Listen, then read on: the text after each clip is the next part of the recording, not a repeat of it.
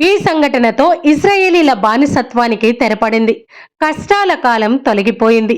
తమ పూర్వీకులైన అబ్రహాము, ఇస్సాకు, యాకోబుల దేవుడైన యావే తమకు అండగా ఉన్నారని, ఆయనే తమను నడిపిస్తున్నారు అని విశ్వసించారు. మోషేతో కలిసి ఇశ్రాయేలు ప్రజలందరూ యావే దేవుని స్తుతిస్తూ ఈ విధంగా గానం చేశారు. యావేని గురించి గానము చేయదము. ప్రభు మహా విజయమును సాధించెను. ఆయన గుర్రమును రౌద్రమును సముద్రమున కూలద్రోసెను. యావే నా దేవుడు, ఆయనను స్తుతింతును. యావే నా తండ్రి దేవుడు, ఆయనను శ్లాఘింతును అంటూ యావే దేవునికి ఒక పాట పాడారు. ఇశ్రాయేలు ప్రజలకు బానిస సంఖ్యలు తెగిపోయాయి. వారిని ఇన్నాళ్లుగా కృంగదీస్తున్న రాజధికారపు కాడి విరిగిపోయింది. వారికి కొత్త రెక్కలు వస్తున్న కాలం ఇది. వారి జీవితాలు కొత్త చిగుళ్లు తొడిగే తరుణం ఇది.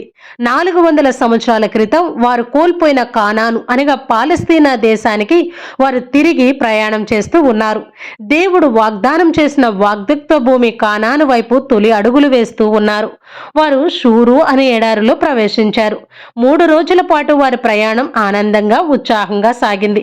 అయితే మారా అనే ప్రాంతానికి చేరుకునేసరికి ఇశ్రాయేలు ప్రజలందరూ బాగా అలసిపోయారు. ఆకలి దప్పికలు వారిని బాధించసాగాయి. అక్కడ వారికి చిన్న కొలను కనిపించింది. దాహముతో ఉన్న ప్రజలందరూ ఆ కొలను వైపు పరుగులు తీశారు. కానీ ఆ కొలని నీరు చేదు విషములాగా ఉంది. ఒక్క గుక్కెడు నీళ్లు కూడా తాగలేకపోయారు. చుట్టుప్రక్కల మరెక్కడ ఒక ఏరు కానీ ఓయేసిస్ కానీ కనిపించలేదు. ఆ కొలను నీళ్లు చేదుగా ఉంటాయి. కాబట్టే ఆ ప్రాంతానికి మారా అనే పేరు వచ్చింది. మారా అంటే చేదు అనే అర్థము. దాహముతో అలమటిస్తున్న ప్రజలు ఇప్పుడు మేము ఏం తాగాలి, ఎలా బ్రతకాలి అని మోషేను అడిగారు. మోషే యావే దేవునికి మొరపెట్టాడు.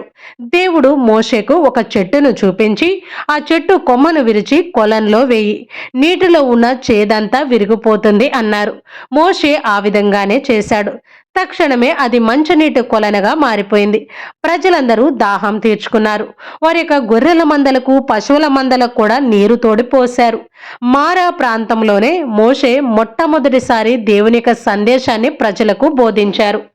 మారా నుండి బయలుదేరిన ఇజ్రాయేలు ప్రజలు ఏలీము మీదుగా సీను ఎడారుకు చేరుకున్నారు. అప్పటి వారు ఈజిప్టు దేశాన్ని వదిలి 15 రోజులైంది. వారు తమతో తెచ్చుకున్న ఆహారం అంతా అయిపోయింది. ఇప్పుడు ఇజ్రాయేలు ప్రజలందరూ మోషే అహరోనులను నిందించడం మొదలుపెట్టారు. ఈజిప్టు దేశంలో కడపార మాంసమన్నా భోజనం చేసేవాళ్ళం, కానీ ఇక్కడ మేము మా పిల్లలు ఆకలితో అలమటిస్తూ ఉన్నాము. మమ్మలను ఇలా చంపటానికైనా ఈ ఎడారికి తీసుకువచ్చారు అంటూ పుల్లవిరుపు మాటలతో మోషే అహరోనులను అవమానించడం మొదలుపెట్టారు.